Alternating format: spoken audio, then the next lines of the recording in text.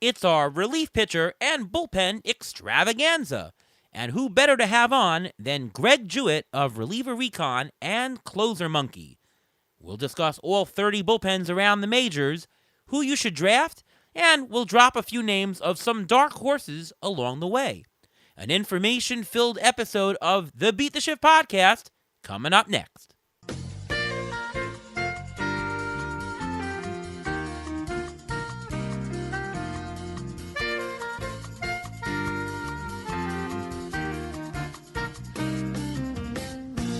And welcome to another episode of the Beat the Shift podcast. I am your host, Ariel Cohen, and with me as always is Ruvain Guy. How you doing, Ruvain? I'm doing great. How are you doing today? I'm doing pretty good.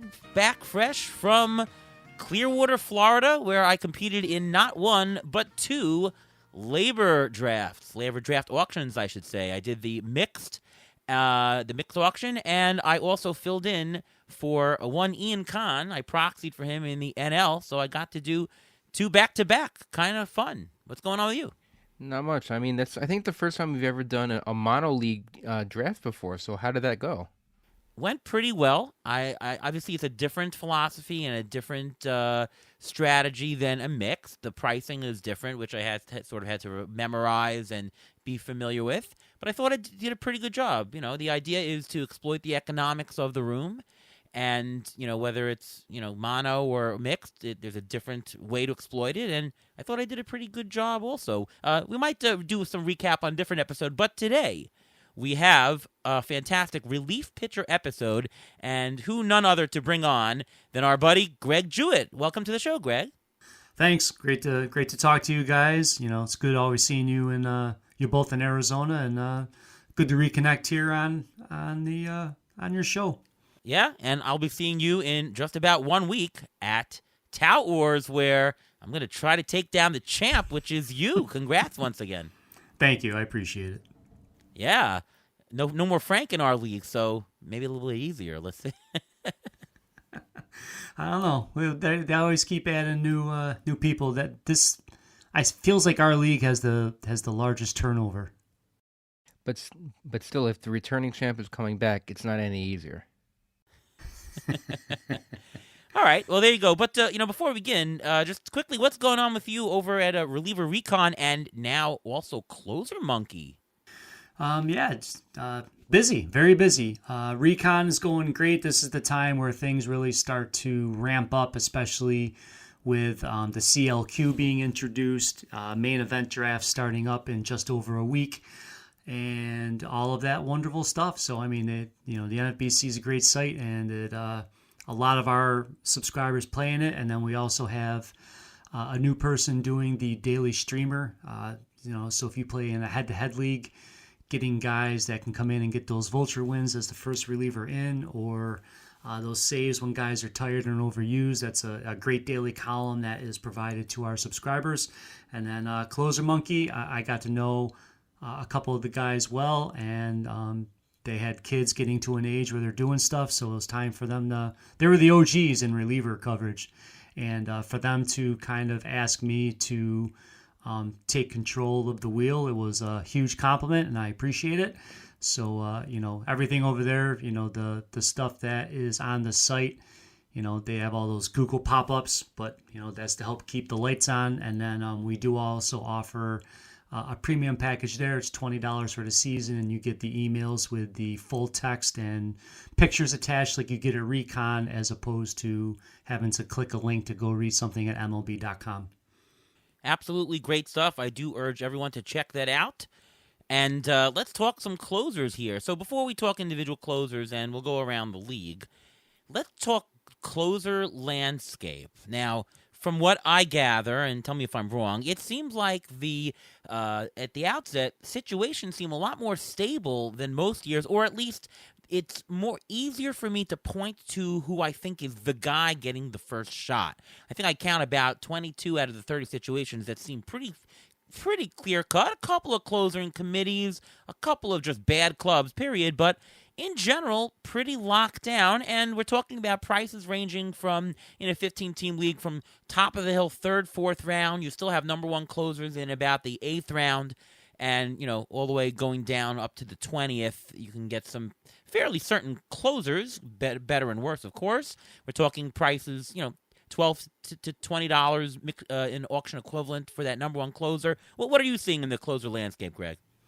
Yeah, it's funny because even the first day when I updated the depth charts over at Closer Monkey, a few of the people emailed back and are like, "Oh my goodness, there's not a lot of the asterisks for a committee." And there are situations, like there's a couple of bad teams, as you referenced, that some people might just put in their bucket and say, "I'm not going to take any of the relievers from this team just because I don't want to deal with the headache or the low win total." But yeah, it feels like there's more clarity. Of course, we all know, as we all like take a deep breath and feel comfortable, then teams are going to pull the rug out from under us, or injuries are happen, or this, that, and the other. But yes, entering the season, it's pretty top heavy. And last year the folks, I mean, even in the first like 15 relievers drafted last year, the only one that people could point to as a bust, and I say that with a positive, with quotations, is Helsley missed part of the year because he was injured. It wasn't because he was terrible. It was just he missed time. Missing 70 games kind of caps your ability to return on investment. So, it's good to see that the prices have settled in a little lower than last year. You're not going to have to reach for somebody in the second round in most leagues.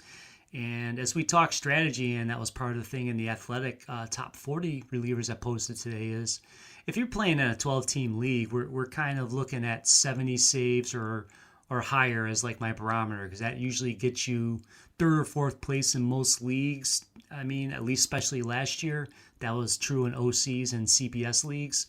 So, you kind of have an idea of what you're looking for, and then you can kind of add as the season goes and adjust. Anything to add, Ruve? Yeah, I think this is the first year in a while that there hasn't been anything going on in the off season. There's no COVID. There's no collective bargaining issue. There's no, there's more stability. So because there's more stability, we're getting news quicker. First of all, because when they were doing the whole issue with the contract for the league and the players, that there was no news coming out. So we have all that coming out now. So I think we're at a better advantage this year than in the past couple of years. Maybe this is more like a couple of years ago, like in 2018, 2019, when we had a better idea of the closers. But now I think we're back to that, so I think it's a little bit more calmer. Mm-hmm. Yeah, and we know most pitchers have dealt with the pitch clock now, so that's not a big gray area either. Yeah. Now, in general, as compared to 10 years ago, closer prices are more expensive and closers are worth more, and that is, I think, warranted because starters don't go as longer. The percentage of innings your team will capture on your fantasy roster, closers and relief pitchers are going to dominate a lot more, right? A 60-inning reliever as compared to a 170-inning pitcher is a lot bigger than a 60-inning compared to a 210-inning pitcher, right? Mm-hmm. So I think it is definitely warranted. So let's talk closer strategy in general. Is it worth it paying for an elite closer? We're talking third, fourth round. Is it worth just fishing for darts at the bottom? Is it worth playing the guess the situation game? Is it worth taking one guy up top, one guy in the middle? Like, how's the best way to play this, in your opinion, Greg? Well, first and foremost, you're going through a lot of things, and I think people always need to remember is play to your strengths. You mentioned that you listened to my appearance with Clay, and Clay even admitted he kind of struggled last year in Tout Wars because he tried to play the way you do in the auction. It wasn't his comfort zone. No, I'm serious. He admitted that. True, and if you're used to playing a certain way, like if you're just a person that says I'm never paying for saves, I mean, you don't have to change that. In that case, I just think maybe you're going to maybe fish for your first one in the second tier. There's like, the first 4 or 5 guys are kind of going off, and that's kind of set in stone. And then that next group after them, it's kind of a pick your poison. Like if you want the overall upside play, maybe you're going to take an Andres Munoz because he might, if he's healthy, he could deliver strikeouts. There's a lot clearer path to saves in Seattle this year. And, he might be somebody. There's always somebody in that second group. Like that's where Felix Bautista was going last year. We had he had those injury issues early in camp, but then his strikeout total last year just separated him from the pack. So there's going to be somebody in that group that just kind of joins that upper tier, even though he's not selected with them.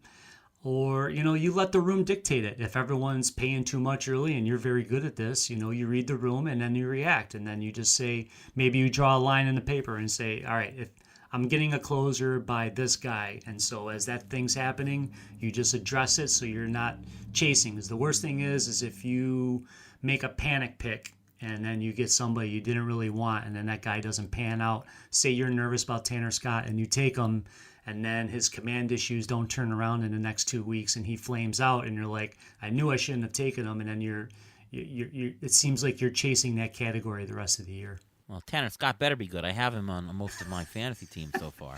I understand. He's got the strikeout upside. We went through this last year with Estevez and other people. It's just one of those quirky things. Hopefully he'll dial it in soon and be fine. I took him to TGFBI, so I'm right there with you. But hopefully, you have to be patient and let these things shake out. I mean, Kenley Jansen said he's going to make his first appearance next week and he'll get 5 outings in before the regular season if things go on track. So, I mean, these guys still have time if you're not on San Diego or the Dodgers. Yeah. I mean, you always get I think that you get somebody in not the elite, but the number one relief pitcher range. Like last year, Felix Bautista was maybe the number 7 or 8th relief pitcher taken. He jumped up top. Jordan Romano was one of the ones the year before that jumped up. You always get somebody in that tier, so you don't have to get one of those elite ones. I will say, though, that Edwin Diaz, to me, with that strikeout potential, and he's the guy. It's not even close. He's not being traded either.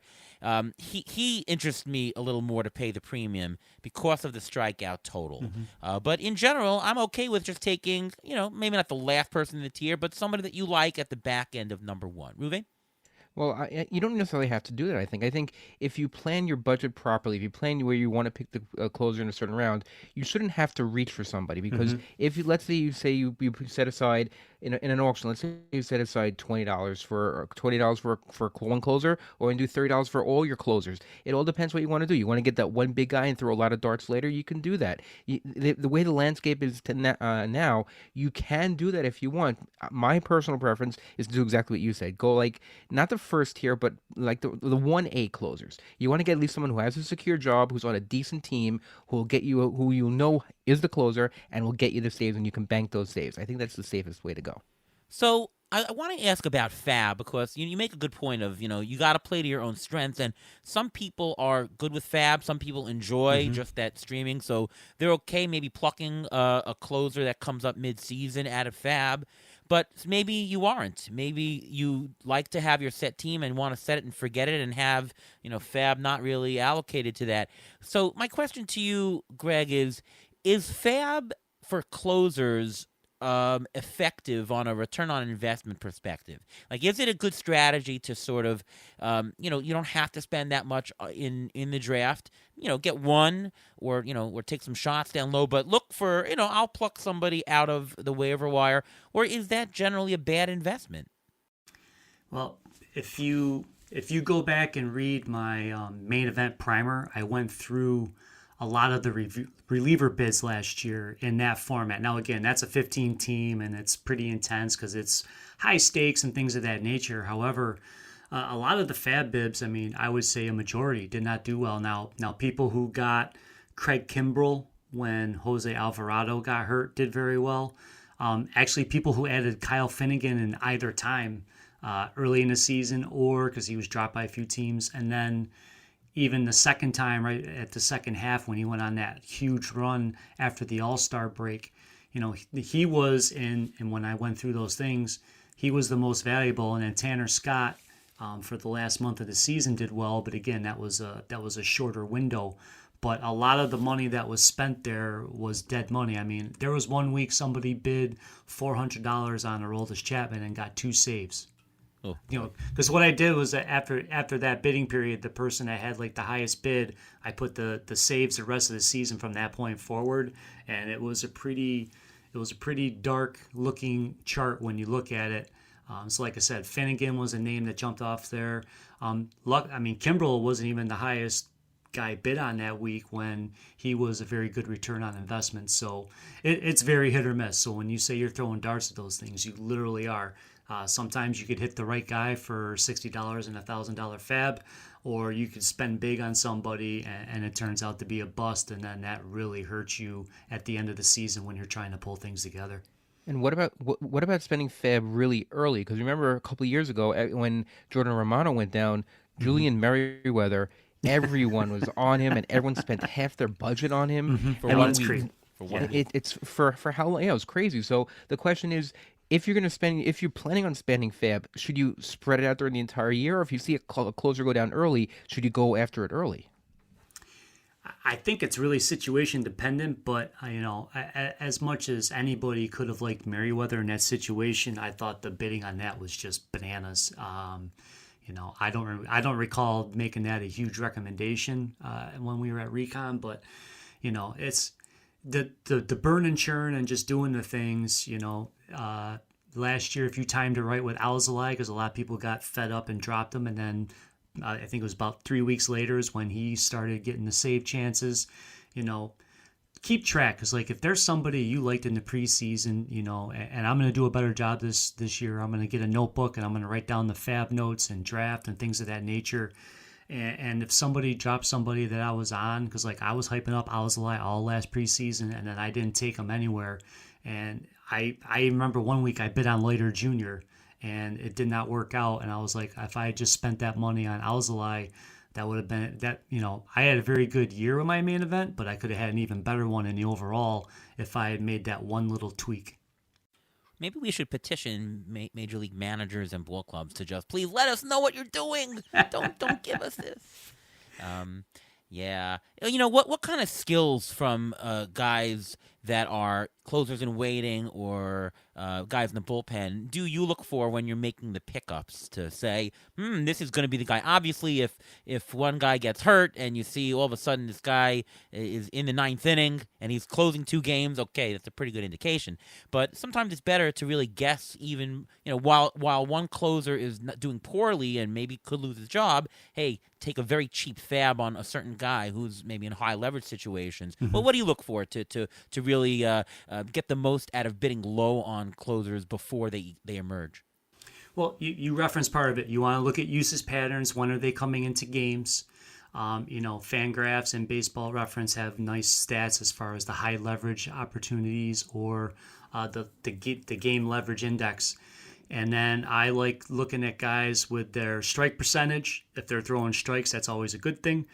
Swings and misses, so swing strike percentage. And I want guys that are not giving up huge amounts of contact. So, Mark Melanson made a living out of ground balls and contact, but not everybody can thread that needle. I want guys that if there's a runner or two on in a big situation, they can get that strikeout and not have a ball in play, because, that's part of the reason I have a little caution with Hader this year is he's a fly ball pitcher going to a ballpark that rewards guys that pull. And if right-handed hitters are pulling fly balls at Minute Maid Park, his ERA is not going to be quite as minuscule as it was last year. But yeah, I want guys that are high leverage situations, throwing strikes, and that can get whiffs. Those are my ideal when I'm looking for a guy that's maybe the next in line.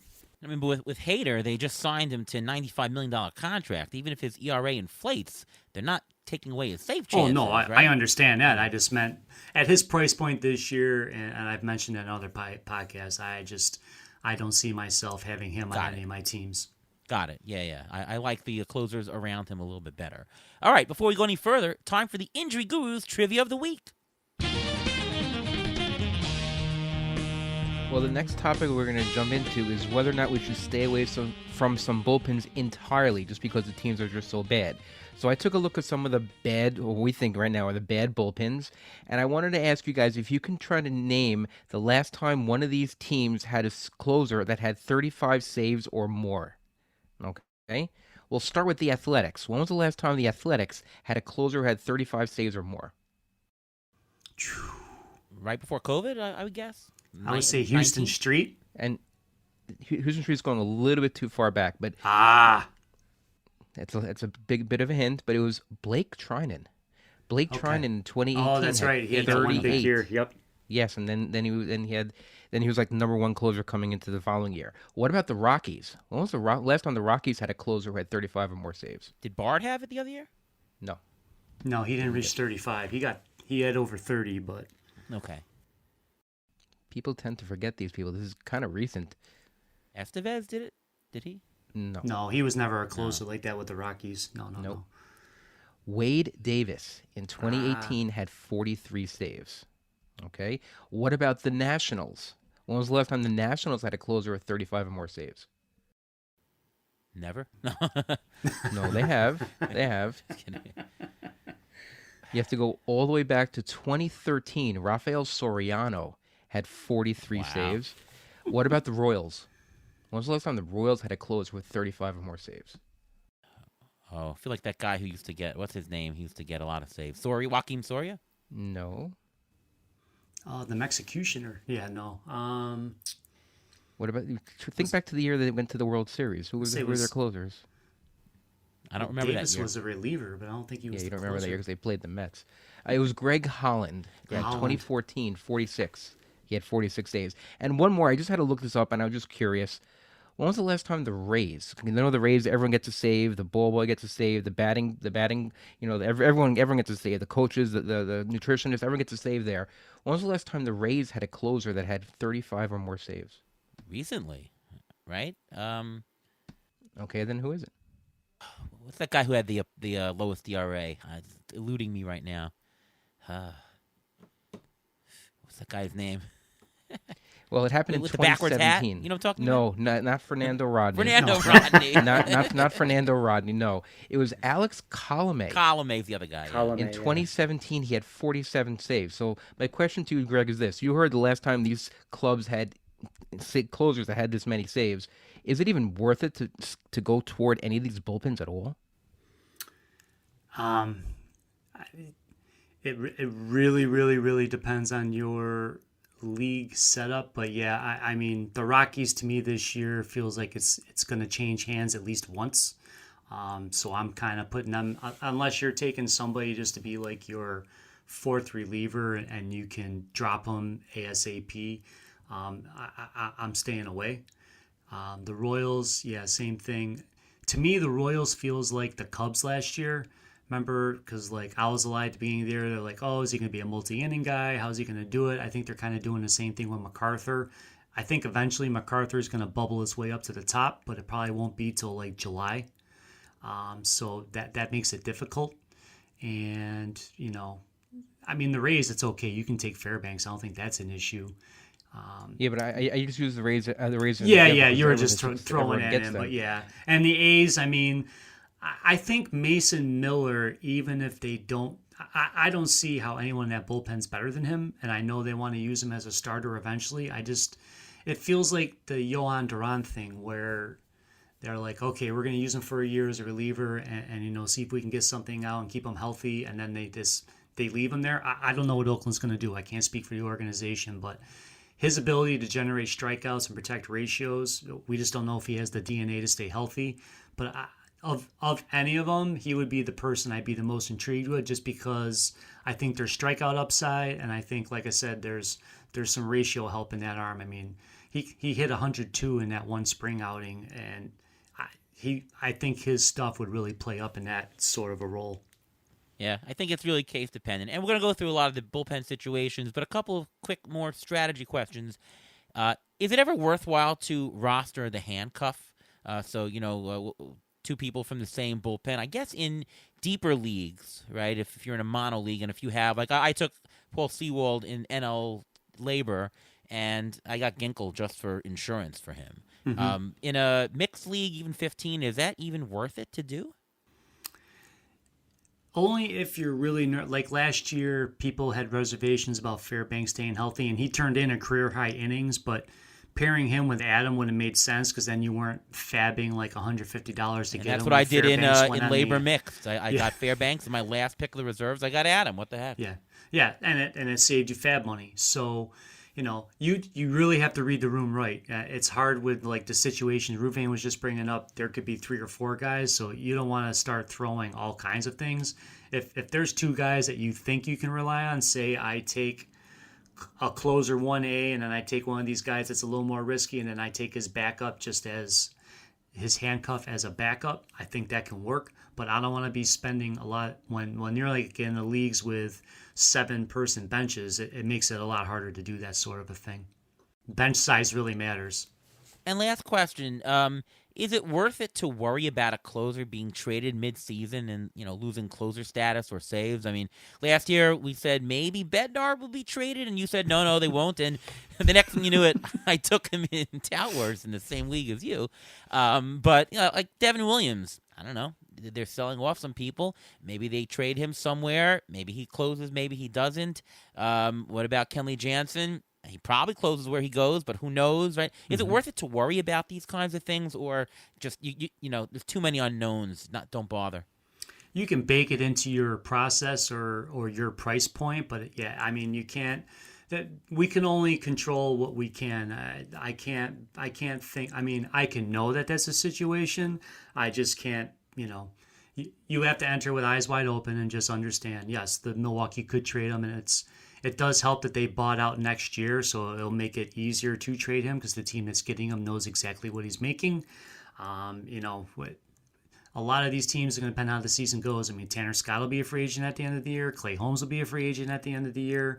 Jansen, Martin from the Red Sox. I mean, there's plenty of people as the season progresses that could end up moving. I don't think the Yankees will move Holmes, but it's a situation, though, where if the Yankees decide that they're all in, they could trade for Devin Williams, which would impact Holmes. But that we'll cross that bridge when we get to it in August. Yeah, I guess the fear also is that you're on a team and you're the closer, and they could trade for a better closer, and that would limit you. That's another fear.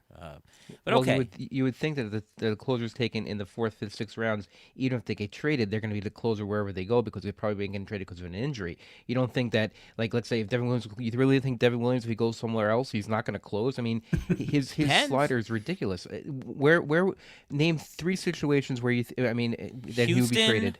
Houston, maybe Atlanta. There are situations. It could happen.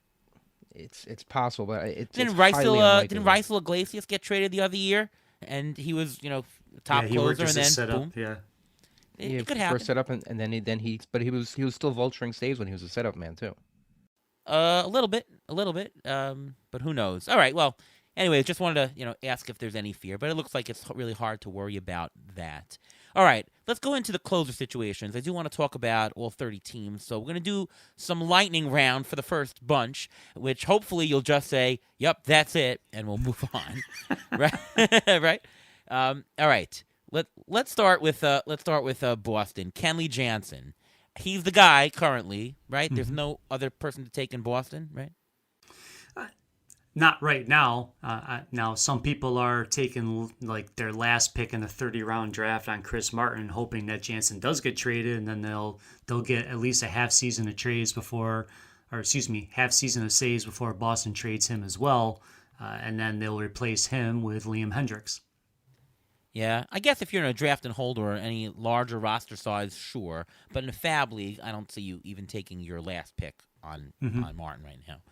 Same thing with the Yankees. Clay Holmes, he's obviously the guy. Yeah, right now he's pretty insulated. Tommy Conley's already trending towards not being ready for opening day. Jonathan Loáisiga has a long injury history, and Ian Hamilton's being stretched out to be the multi-inning guy to replace Michael King from last year's role. So yeah, Holmes is the guy. Ruven, what about your favorite guy, Jordan Romano? He's the guy. Unless another injury comes up and his back starts bothering him again, I think he's the guy. And I don't think everyone should jump on the next guy because Toronto loves him, and no more Julian Merryweathers for this team. I don't think. Okay, you don't disagree, right, Greg? No, I mean he's the guy in Toronto, and then when he went down last year, they were cycling through, and that's when they traded for Hicks. But there wasn't like one person that clearly was his primary replacement. They spread it around. So Cleveland, Emmanuel Clase, so he's the guy. I heard you and Clay talking on the RotoWire show last week, and he was hesitant because he did blow a large number of saves last year. I'm out on Clase for the price, or at least where he's being drafted, because he's got a much lower strikeout total than some of the other guys close by. So yep, he does. Yeah, so I like him less. I think he's definitely the guy. I'd be happy to take him, but maybe I have him number 8 on the list instead of number 4 or 3. Do you agree with that? You can, but when I did the SGPs of the blended projections, and then I put my saved. I mean, he's got back-to-back seasons with 40 saves. I mean, last year, if you cut his blown saves in half, he's almost at 50. So his team just plays in low-scoring games, and he gets a buttload of save chances. It's hard to say. Yes, he gives you less strikeouts, but he gives you such volume. So like he's somebody that pairs perfectly with like a Tanner Scott or somebody else that might be a little wilder but has that strikeout upside that helps balance him in your build.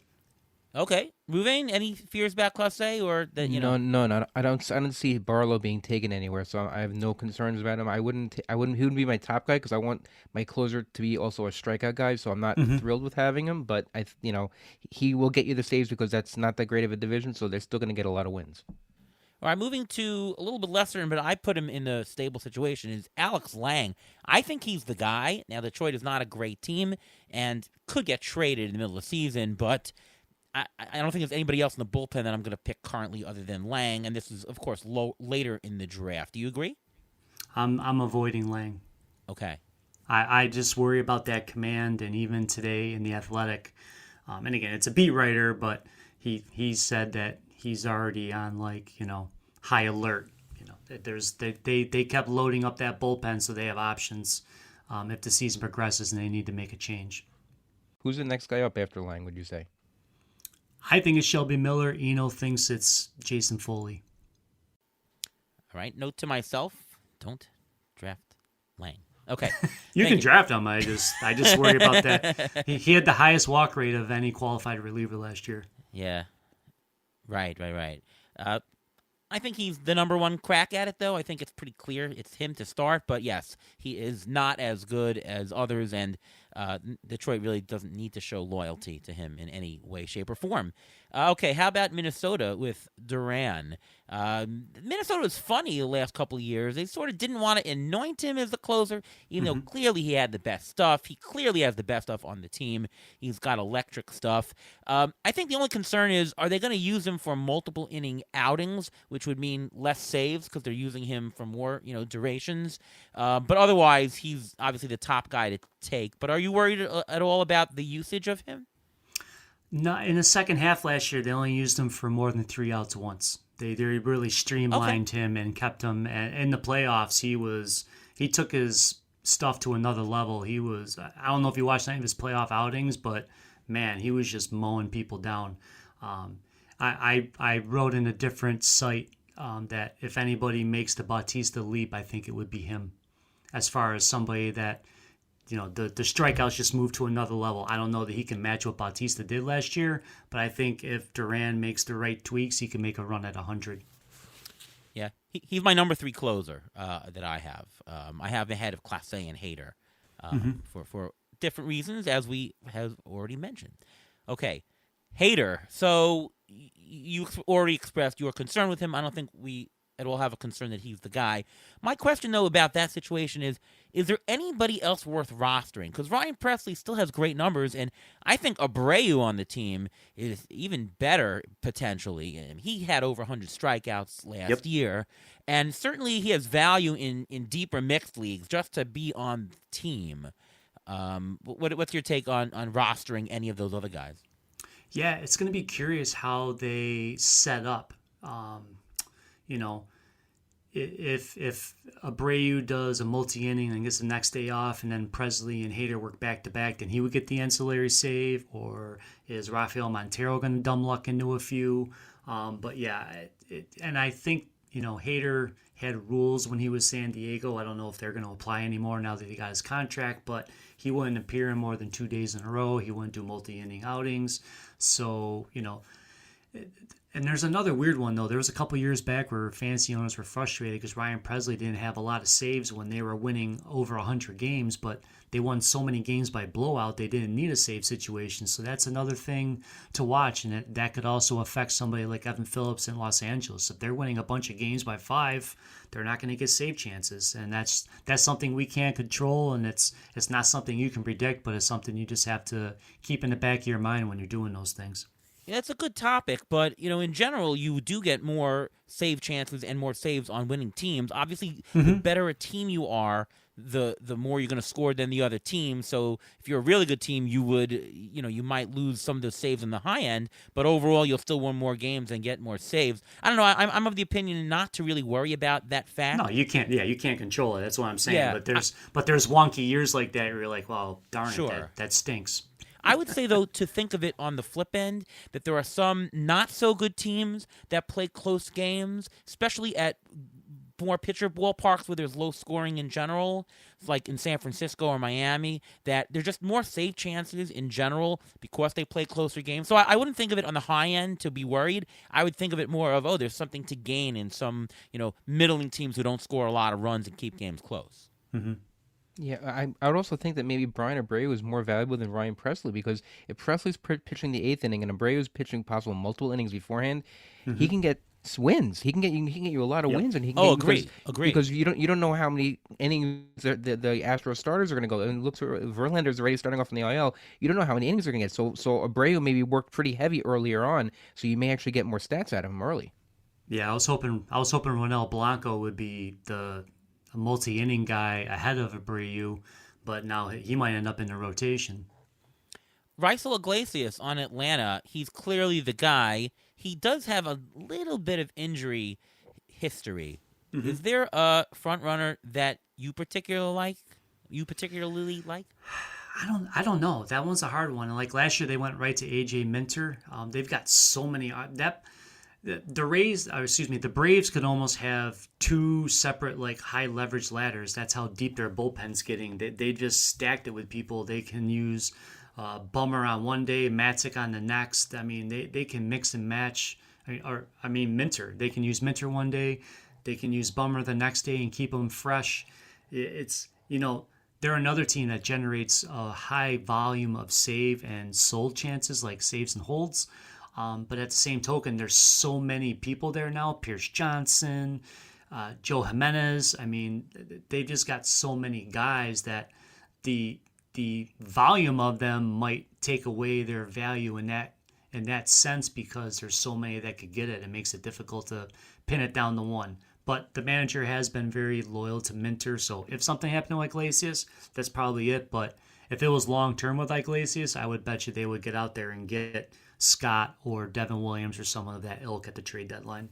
Right. And the fact that they have so many lefties in that bullpen, they can use Minter as a closer. They don't have to worry about saving him for left-handed hitters. Mm-hmm. Yeah. Yes. That is a very big point, yes. Miami, Tanner Scott, he's the guy. He just had a great last half of the season. The question is that control going to hold? Because the strikeout ability is there either way. Mm-hmm. He's shown that over the last couple of years, but is that really elite command if it's there? If it's back, he's a top closer in my estimation, because he's going to get the ratios and they're going to play close games. If it doesn't, could AJ Puck come in and take the job? It's possible. What's your take on that situation? So they're putting Puck in the rotation. For now. Well, that helps. Yeah, for now. Yeah, for now. I think here's the thing. Ryan Helsley had something like this where he wasn't really good, and then he had one good year of high command, and then he held most of the games, and that's what we're hoping Tanner Scott does. At the trade deadline, if Miami's not contending, obviously they'd be foolish not to trade him. At that point, then we're seeing if Anthony Bender is ready. He closed some games before he got the Tommy John surgery. I know some people like Andrew Nardi. We would just have to monitor how that goes. I think the wild card here is Sixto Sanchez. If his velocity can tick up as a reliever, he could eventually be somebody down the road that could replace Scott if they decide to move him. I think he'll have a long leash, so I. Mm-hmm. He will. I'm not saying. I'm saying that more from the lens of I think he'll end up getting traded.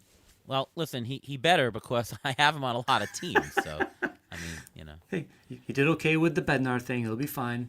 All right. But that means if you think they're going to get traded, then you should be scouring the waiver wire for closers even from day one, just because you never know what's going to happen or when it's going to happen. So. All right, next one. Should we introduce him with trumpets? It's Edwin Diaz. I have to tell you, as a Met fan, going to the games last year and not having that trumpet we can hear the trumpets at the end, That was really, really, really bad. We really, really missed it. I know the Mets weren't great last year, but we would have liked to hear the trumpets. And I was there 2 years ago when they played the Dodgers, and Timmy Trumpet came live, and we heard it like literally live from the guy. That was just absolutely amazing. So Edwin Diaz is the guy. He's got the strikeouts. He's pitched so far. He looked great. It was not an arm issue that he was out, right? Every time, he comes back, if players come back, from an arm issue, you never know. Wasn't an arm issue. So I don't, you're the injury guy, Ruvain. Maybe you can tell me if you have any reservations about Edwin Diaz. The only concern I'd be about was his velocity, and they're saying his velocity is right now between 94 and 96, I believe. So he still has time. He hasn't appeared in an actual game situation. I think he's supposed to appear either over the weekend or next week. He's supposed to appear in a game for the first time. And then let's see what his velocity is at there. I think literally and figuratively, he's got to just get his legs under him and feel confident and just be the one he was, the pitcher he was a couple of years ago, not the one he was when the Mets first traded him, because those are two distinctly different pitchers, and his mechanics were all off. That's my only concern with him, is with his knee and his injury. As long as his mechanics are the same as 2 years ago, then it's not going to be an issue. Yeah, he's my number one pick of a closer. Is it not yours, Greg? No, he's very good. I have no, in the early, like when people ask you to do those mock drafts, I took him with no reservation, and I would have no issue. It just really depends on what my process will be going into a draft at that point. Right. How about his brother, Alexis Diaz? He's the guy. Now, I think he struggled in the last month or so of the season. I think it was just fatigue. And I think they just overworked him. They did. Yeah. I think he's good, and he's the guy. He is. That bullpen, I mean, the Reds claim that they built up that bullpen to keep him from getting fatigued, but I don't know how good that bullpen really is going to be outside of him, but they can prove me wrong. But yeah, he's clearly the guy in that bullpen, and he said he addressed his training in the offseason to stay fresh, so hopefully that'll happen. All right, and Devin Williams in Milwaukee, he's clearly the guy. Ruven and I went together to a game, Mets against Milwaukee, and we saw Joel Payampas. He looked really, really good. I think he's the next man up. Any thoughts? I like Trevor McGill, or long term, I like Uribe, but it might take till next year for him to.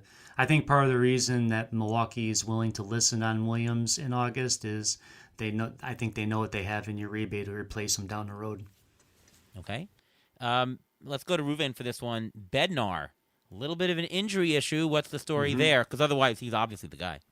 Yeah, he has a little bit of an issue going on right now. I have it right here. He said he's not worried about it. He has a lat issue. He's shut down right now. He's not throwing right now, but he hopes to be back soon. It's the right lat that he's dealing with. He doesn't think it's gonna be long term. And I don't think it's going to be an issue at this point. But if he starts to ramp up and that lat issue doesn't go away, then I guess it's a Aroldis Chapman season, right? It's Chapman, no? Yeah, it would be, but oh boy, hang on to your seats if you're a Pirates fan. He's all or nothing. Yeah, I mean, if you've already drafted David Bednar, shouldn't you roster Aroldis Chapman for insurance? Right now, yes. Yeah, for sure. Yes. Okay. Yes. Paul Sewald, I gotta think he's a closer. I mean, they traded for him. I guess Ginkel would be the next guy up, but Sewald is pretty safe, I would assume. Yep, he is. Now that's again, I don't know how Arizona's going to do this year. That they could have a repeat of last year, or they might not be able to do it. And he's a free agent at the end of the season too. Just keep that in the back of your mind. Those in keeper leagues, keep tabs on Justin Martinez. He's making strides, and he can hit 100 miles per hour. Pretty regularly, and he's working with Strom, which is always a good thing.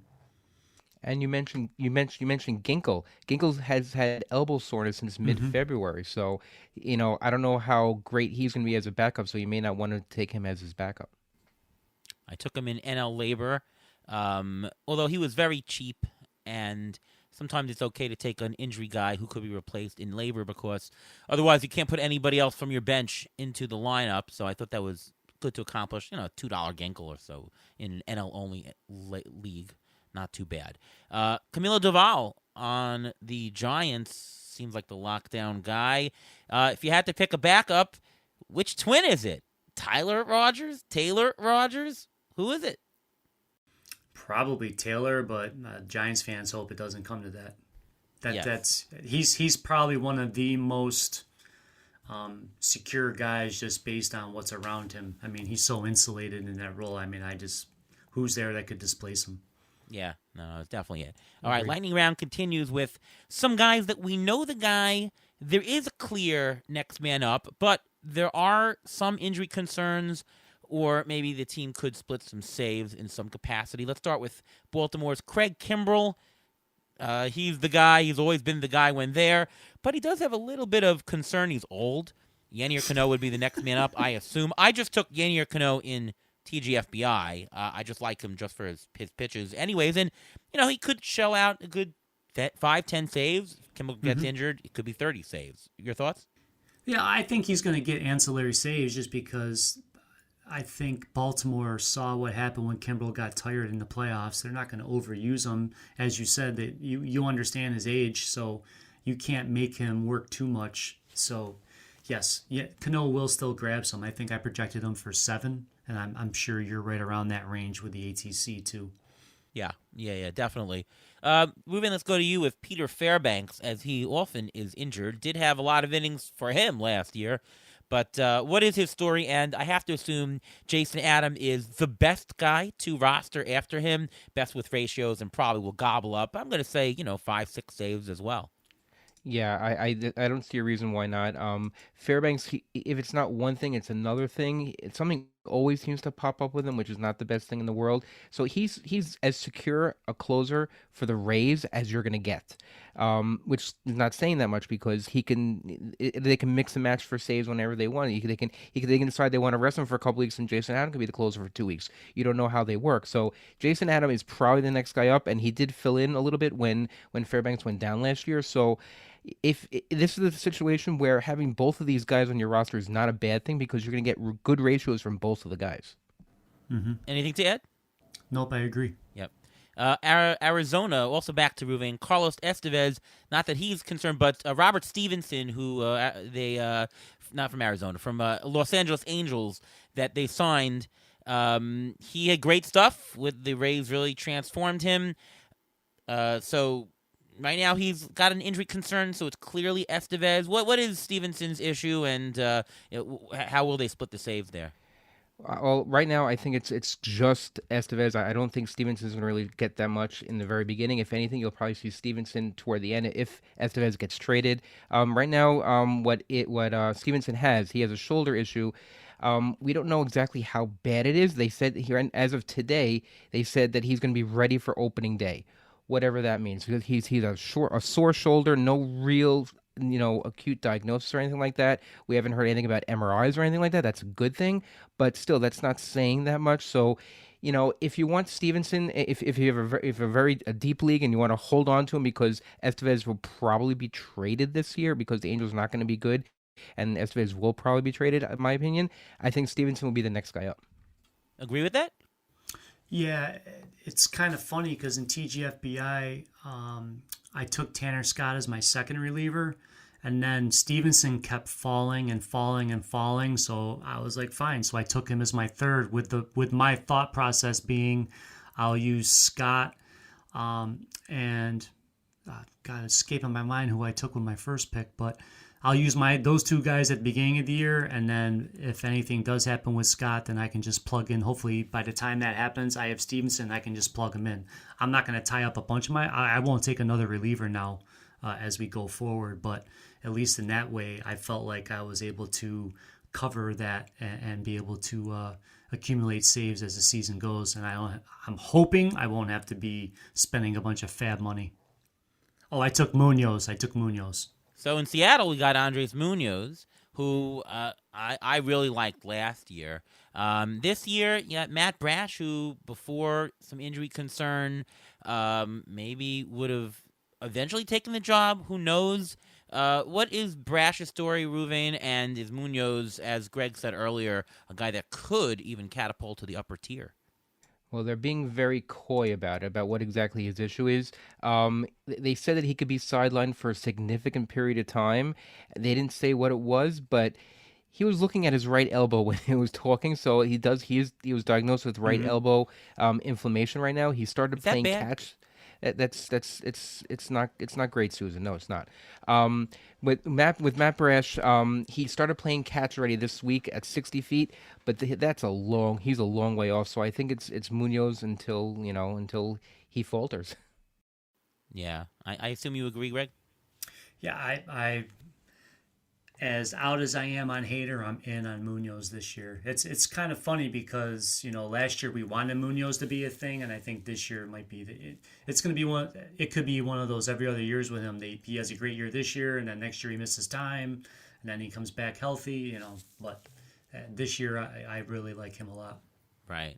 All right. In Texas, who shot the clerk? It's Jose Leclerc as the guy. They did sign the former Met David Robertson. Probably just insurance for the bullpen, as the Mets did last year. I think Leclerc, who actually has pitched pretty well the last couple of years, although Texas sometimes does give save to opportunities other places. I don't know. What's your take on the situation, Greg? I'm going to avoid Texas. Okay. I don't want to deal with it. I think Bochy might do the same thing where he uses a guy and then switches, and I don't know. I mean, Will Smith was kind of his guy. I just don't know. I do think he likes Sabors. I think he could be sneaky. I just don't know how soon that's going to happen. But I know Leclerc finished the year strong. I just have reservations about him being able to take this run with it. He's another guy that's he's a free agent at the end of the season, so they don't have to be super loyal to him. It's incredible that on the World Championship team, we don't see a stable closer. How often does that happen? Very rare. Yeah, it Very is. rare. And they got lucky last year. Leclerc got hot right before the playoffs. And why'd they get rid of Will Smith? Don't they know that the last 3 years in a row that Will Smith has been on the World Series championship team? That's Well, what the really Royals are testing betting it on. out. That's Yeah. what the Royals are betting on right now. Cole Reagan's baby. All right. Kyle Finnegan on Washington. He had great stretches last year. There is Hunter Harvey. There is Tanner Rainey.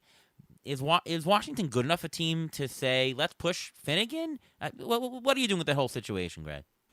Well, they're not a good team, but they're like an anomaly. They play so many close games that they still generate save opportunities. I've never been a Finnegan guy.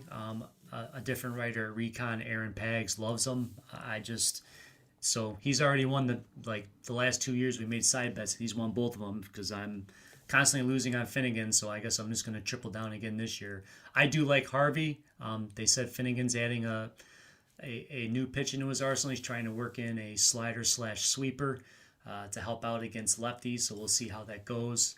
But again, I'm not super high on him. I'm really shocked that Washington didn't sell high on him in the offseason. It seemed like the right time to trade a reliever that wasn't very expensive. Interesting. What about Albert Alzolay in Chicago? I drafted Hector Neris for the NL only the NL only labor team. Neris has closing experience in the past. Alzolay, he's been pretty good. He has had some shaky places here and there. I'm assuming he's the guy, and is Neris the first to step up if he falters? This is a weird one because Craig Counsell came out and said that he would determine the ninth inning, as the season, in the preseason, he didn't name Alzolay the closer when he got there, even though he managed against him in the regular season last year. It's weird. So maybe they're worried about his, he missed time in September with his forearm/elbow. I don't know if there's any concern there, but he's looked decent in spring outings. I still think he'll be the primary save share when the season opens. We'll just have to see how his health holds up. And there's no reason to go after Merriweather in this situation, right? It's going to be it's going to be Hector Neris if he falters, correct? Merriweather had a good year last year, but when you read there was an article on the Athletic saying they brought in Neris because they wanted him to teach these guys how to be able to grind it out through a season and keep himself available and healthy. So hopefully his veteran presence can help those younger guys last for the whole season, because the Cubs would probably make the playoffs if they had a healthy and productive bullpen those last couple of weeks. Yeah, that is true. St. Louis, Ryan Helsley, who's probably the best reliever on the team, but Hmm. there is Giovanni Gallegos. And the last couple of years, I've always found myself drafting some of Gallegos, and he's always good for like 10, 15 saves. What's your take with it? I'm assuming Helsley's the first shot, but are they going to give a save share? Is it going to be like 2/3, 1/3? Is that intentional? Well, what are they doing in St. Louis? I don't know. Marmol drives me crazy, as he does to a lot of people in the fantasy community. There's a really weird stat since 2022, and that's when Helsley, started to emerge. But in the last 2 years, in the first half, Gallegos has more saves than Helsley, but Helsley always takes over and runs with it in the second half. Whether it's the injury, or it's just weird. It's like early in the season he plays matchups, and then in the second half he's like, okay, Helsley, we're just putting you into the ninth. It's very odd. I don't like how they do things there, but it is what it is. I'm like, I don't mind Helsley where he's going, but I just think, to me, Munoz and a couple other people have more upside. That's why I went that way, because I could have taken either one in TGFBI. Yeah, Gallegos still available in my league, and I'm in the 28th round. I think, Ruven, you took him with the 30th pick, Gallegos. Yeah, I mean, Helsley is stable to, however, a closer can be stable who has had prior forearm issues. I mean, he's healthy now, which is fine, but you don't know how long it's going to last for you. If he's not going to pitch on back-to-back days or something like that, or if he will do that, then Gallegos is going to fill in. Gallegos always seems to step in. He had a couple of really rough outings last year, like 3 or 4 that he just bombed completely. It just destroyed his ERA and whip. So if you throw a couple of those out, he actually pitched pretty well last year. Yeah, and I did take him also in that NL Labor League. You can see my strategy with the darts, Neris, with Gallegos, just to shore up some of the saves down low with some good pitchers. All right, and the last one of the semi-stable ones is Evan Phillips. There is Brewster Gratterall, who's excellent as well. I think they've already announced that Phillips should get the bulk of the save chances. I'm thinking maybe it's 75% of them. But again, it's a really good team, so they're going to get a lot of opportunities. They're going to win a lot of games, and Phillips has been really, really good. So I've been taking Phillips a lot as well. I think he's a good value this year. Could be elite or could be just middle of the road, but either way, I think he'll get you a lot of saves. Yeah, he's just like a steady, stable guy. I mean, there's nothing flashy about him, but he's a great guy in a lot of builds. Especially if you have risk with your first closer or however you're going to do your thing. If you get him and you just put him down for 25 saves and very good ratios, then you're not going to be disappointed usually.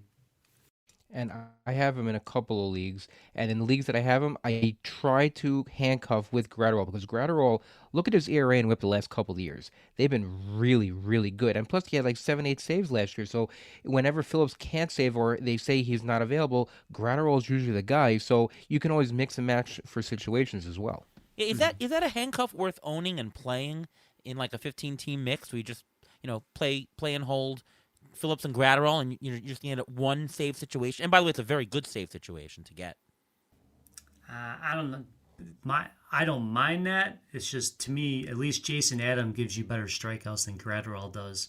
I just like that pairing a little better, if that makes sense. Yep, it does. All right, last 6 situations. These are for closer committee, split closer situation, or who the heck is it, or we don't even care. So let's start with Kansas City. You talked about it a little bit before. Will Smith, James MacArthur. As far as I know, it's a 50-50 split, but who the heck knows? I'm really not rostering either of them in almost any format. In an AL only, sure, for $3-4 each, but I'm staying away. You agree? Yeah, I mean, Kansas City's remaining adamant that Will Smith's going to start the year as the preferred ninth inning option. I just don't know how long he can hang on to it. Again, he's another person that's tinkering with a new pitch. We'll see. All these guys say they're going to use the new pitch. Like, I remember a couple years ago, Hader was like, "Oh, I'm going to use the changeup," and he threw it 2% at the time. So, you really have to see if they are using it when you check out the pitch splits on Statcast and things of that nature. But yeah, Again, I think this is going to change hands a couple times, so I'll let somebody else deal with it. And MacArthur actually pitched multiple innings a couple of days ago, so that I think they're seeing how he does with that. If they want a 2-inning save or something like that, that may be an option as well. Plus, Will Smith is the older one, and he's got more experience, and he's getting paid more. I think those 3 things are alone. He's going to start out as closer, and you know what? Maybe he'll get traded to the World Series team this year. You never know. Well, it has happened before. Question is it good to roster Will Smith of the Royals and Will Smith of the Dodgers? And if so, what do you name your fantasy team? If you're after Will Smith, then Men in Black. Yeah. Fresh Prince? It's- Yeah, all right. Not an Fresh important Prince, question yeah, there. no, All right, not now really. here's a situation I think is very important because could be a lot of saves out of this one, and I got no clue exactly what they're going to do. Jose Alvarado, Jeff Hoffman, Orion Kerkering, Sir Anthony Dominguez, even Gregory Soto, those guys can all close potentially. What in the world is Philly going to do? I have talked to some people who say Alvarado's the guy. I have some people who say Kerkering's going to have 40 saves. And I have some people saying Jeff Hoffman's the guy. And then some people saying, you know what, Sir Anthony, he's been there the longest. Let's go with him. What's your take on him? I don't particularly have a take other than I just have these guys a little bit lower because I just sense a save share or a trial, or who knows if they can just import somebody at the end of the year and that's the guy anyways. All right. Well, first Ruvain, you have any concerns about Alvarado's elbow? I mean, he had 2 stints on the IL last year.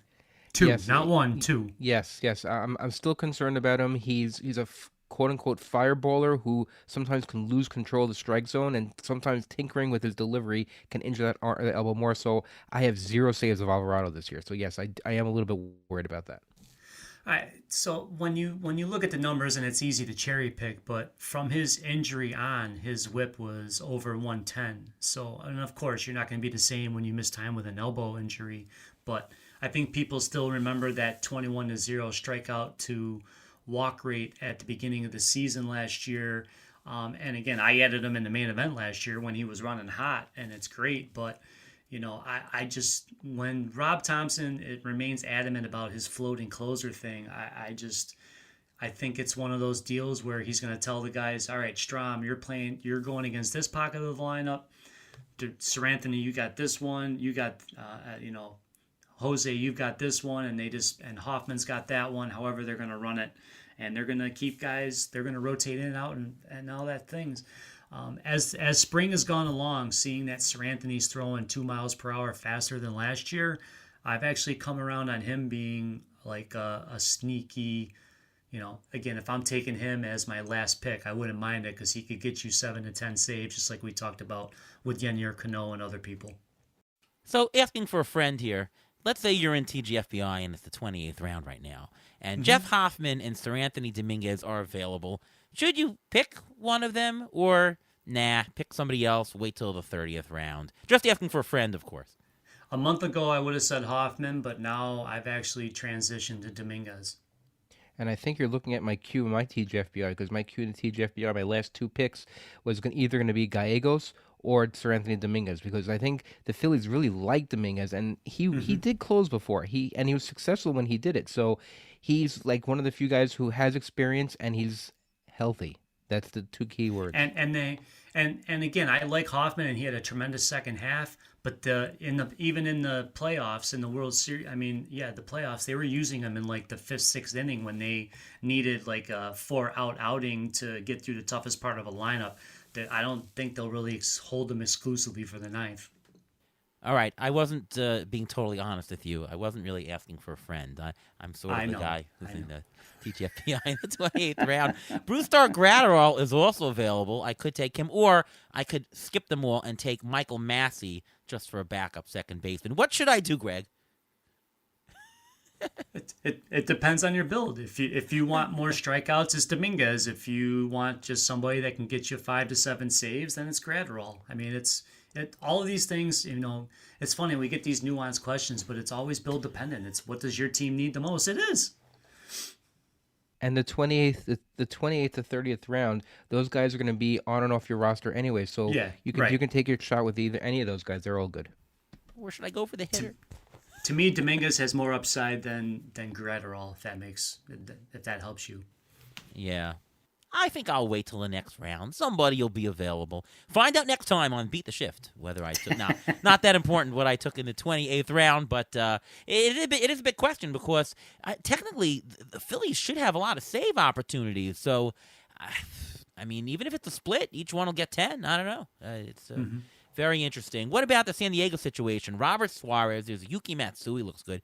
Wook-Suk-Go, and maybe even Wandy Peralta could get some. What's the story with that? I think it's Robert Suarez, but Yuki's looking great.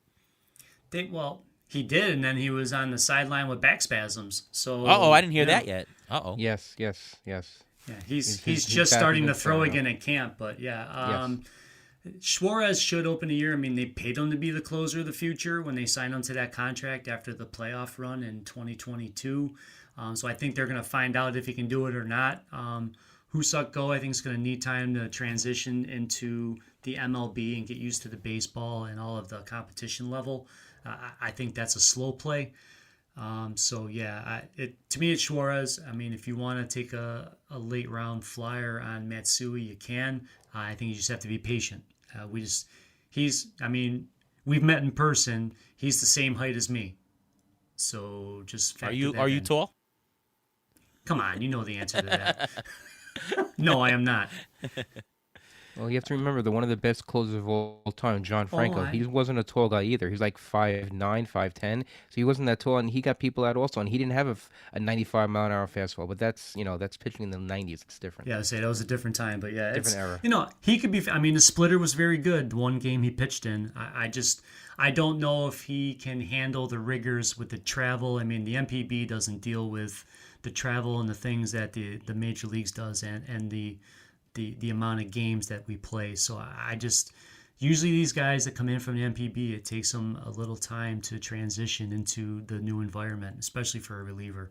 Right. Even Suarez, when he first came over back from the MPB, the first couple of months, he was not very good.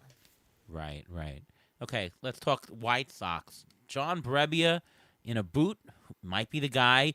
There's Brian Shaw. There's also some people who are saying maybe Prelander Baroa has some great stuff. Could be a dark horse. Is it worth it owning anybody? And if so, who is it? I don't think it's worth owning anybody. I will say a name that you didn't mention. Early in the season, I think Jordan Leisure could get a few save opportunities if they get tired of Brebbia or he can't be ready. He's turned in 4 scoreless outings, and again, it's spring. It doesn't mean anything, but 6-2 K to BB in those outings, and he's got some decent stuff. We just don't know if he can do it in a ninth inning setting. Prelander Baroa really has great stuff too. I just think he needs a half year down in AAA to really hone his command and get everything under control. But he could be a factor in the second half. But again, how many save chances are the White Sox going to generate, especially in the second half if they're without Dylan Cease? I was going to say, look at that White Sox lineup. They're not going to have that many save opportunities. So. It's looking bleak. I would probably stay away from those guys. As for Brebbia, he's got the calf issue. They're hoping he starts getting going soon, but I mean, so he threw a side session today. But yeah, I mean, what does that mean? Yeah, but that a side session doesn't mean anything until he actually starts doing game work, which he hasn't done yet. And it's already March 7th when we're taping this. I mean, is he going to be ready for opening day? Probably not. All right. We talked a little bit about the Oakland situation. Mason Miller has great stuff, might be worth owning just for the stuff, and should get some save ops. He is the best pitcher in the bullpen. Is there anybody else that you would even consider rostering? I don't think so. No, I'm not a big Danny Jimenez guy. He's another guy that has command issues. For me in that bullpen, it's Miller or bust. I'm not gonna. Yeah. Well, they actually said that the A's GM David Force said that they view Jimenez as the most experienced late-inning candidate as closer. So it's very possible because he's done it before he got hurt last year or the year before. And Danny Jimenez, he probably will close until he gets hurt again, and then Mason Miller will probably step in. Or will Trevor May unretire and stop doing the podcast with Eno and with DVR? I'm so jealous of that. So jealous. We had him on the show here once, by the way, Trevor May. Yeah, he seems like a cool guy. I'm jealous of you too, then. Yeah, he is. Yeah, I believe his microphone. I believe we're the ones who actually told him about the microphone that he currently uses. If I might be wrong. We did recommend it to him. We did recommend it to him. Yeah. So thank you very much, Trevor May. You got yourself a microphone from us, or at least the idea. All right. Anyways, last situation, probably the most one I'd stay away from is Colorado. Justin Lawrence, Tyler Kinley. Who knows what they're going to do? I mean, the ratio's probably crap anyways. Do you want to touch those guys with a 10-foot pole? I don't think so. No, again, format dependent, but Yes, of course. I put Kinley ahead of Lawrence just because I think Lawrence has value being able to get 4 outs when they need him and things of that nature, whereas Kinley's a straight line 3-out guy. So as long as Kinley stays healthy, I think he'll be there. I am intrigued by Jaden Hill. He's a starting pitching prospect that they're transitioning to the bullpen.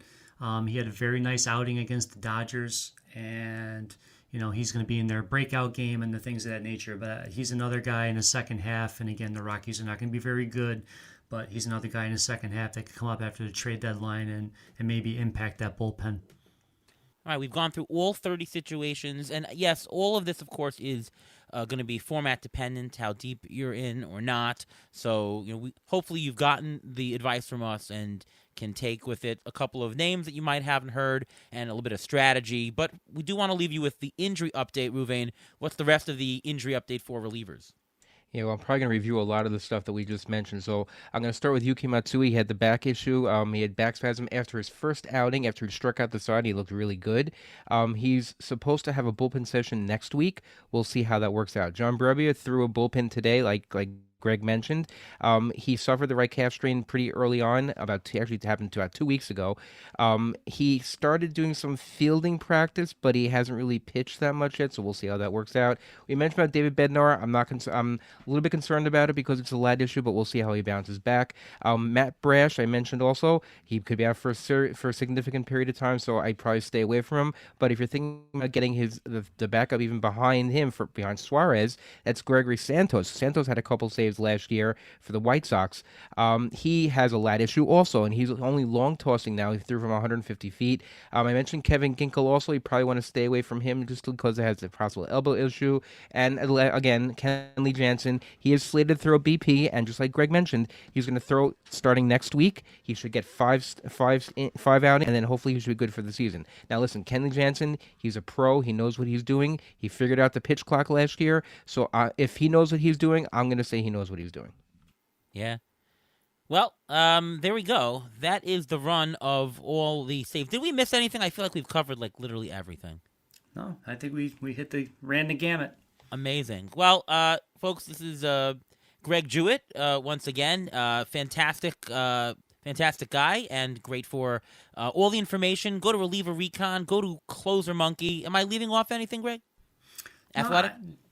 Yep. The Athletic, the top 40 posted today. If you subscribe to the Athletic, you can go check that out. And then I also do some hitting streamer type articles for Baseball HQ, but that's in season. But that's my one break from relievers. I welcome it. Right. There you go. Yeah, I mean, you've sort of taken relievers as your mantle in the industry, and really done a great job running through it. And got to tell you, it's really not easy because a lot of it is news dependent, right? You're looking at how people are used. It's informational, and to be honest, I asked earlier, what should you look at? What should you look at? Should you look at leverage? To be honest, if you read Greg, he does a great job of recapping it for you. So my recommendation is to read his stuff all in season, and you'll be better informed right away. Well, thank you very much. I appreciate that. All right. So that's that. Ruvain, why don't you just update everybody what's going on with you? Well, you can follow me on Twitter. Well, I'm tweeting out these injury updates as well as many other injury updates. You can catch me at MLB Injury Guru on X Twitter. Also, in season, I have a weekly article with Rotoballer, which should be coming out in about 3 to 4 weeks, so we can't wait to start. All right. I'm Ariel Cohen. You can see me at ATCNY on Twitter/X. You can read my work over at Fangraphs, over at Rotoballer. ATC projections are up on multiple sites, so check them out. And, of course, you can listen to me right here on Beat the Shift podcast presented by Fangraphs. We'll probably have an episode of injuries, Ruven and I usually do, where we just go through a lot of injuries and talk strategy and talk about what to do with them, so look for that. And, yeah, we've now completed all the positional previews, given you some strategy stuff, draft, auction, and everything. Hopefully you will have a great draft season with that. So until then, thanks again for listening. See you next time.